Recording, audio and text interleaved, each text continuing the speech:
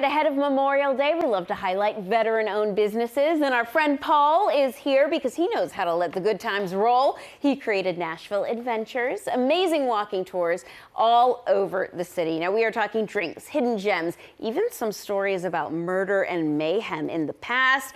Wow. Okay, first of all, thank you so much for your service. Oh, thank you so much. As I like to say, that was about 25 pounds ago, but I appreciate you for saying it. Thank goodness. Well, you've got a good sense of humor. Yes, I like that ma'am. too. Okay, let's talk about this company that you created.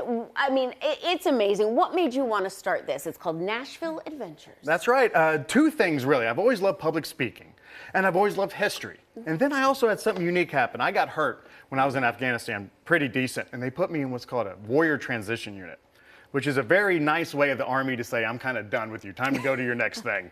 And so in between my back surgeries, I found myself so bored.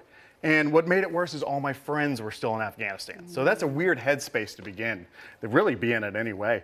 So I decided I'm gonna volunteer at the Patton Museum at Fort Knox. And I did that for 2 weeks, basically as the world's most well-paid tour guide in the Army. And it really created this brainchild in me because I had so much fun doing it.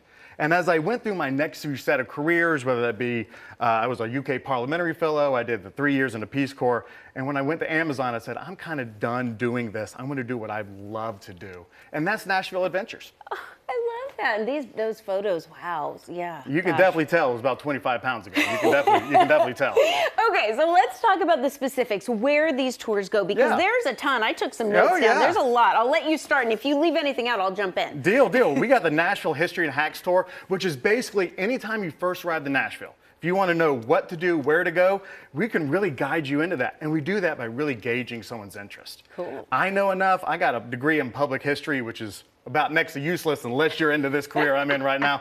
And we can really gauge folks. I can tell, oh, they love Waylon Jennings, they love country. Let me give advice for them. But also I get a lot of folks who are not necessarily country music fans.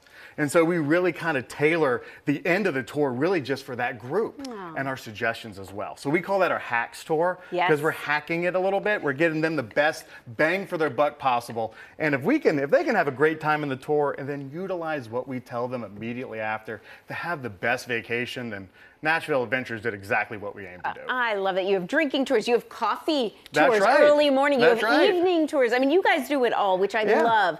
And get this, everybody, your entire staff are veterans. And you give back to local charities. I tell you, this is one thing that was so important to me. Because I tell you, I've done a lot of crazy things in my life. But I tell you, there's nothing quite like working with people who know exactly what it's like to be in the Army and go to war. So every one of our tour guides, not only is a vet, but right now is a combat vet. And they were exactly like I was. So I was that kind of Billy Madison kid right out of the Army using my GI Bill for college. So I was a little bit older than everyone else. But this was kind of, these guys are just like me, like I was. So when we're all together, we're walking HR nightmares.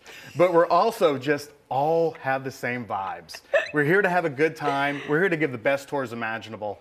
And we're here to be the best in the city. What would you tell someone who's in a job right now, because we were talking earlier about your former life and being in jobs that you felt were fine jobs, but you didn't feel like you were getting your creativity out. What would you tell someone who's thinking, should I take that jump? I tell you, look back in your life.